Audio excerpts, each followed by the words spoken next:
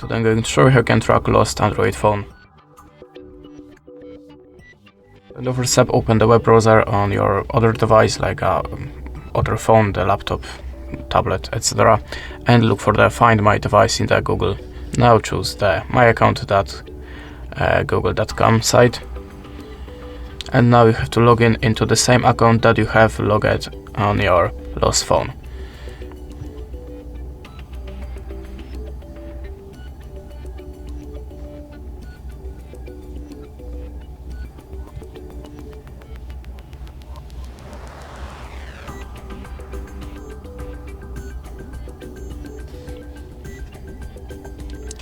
As you can see, there I have all of our devices, and now you can tap on anyone to get the location of this device.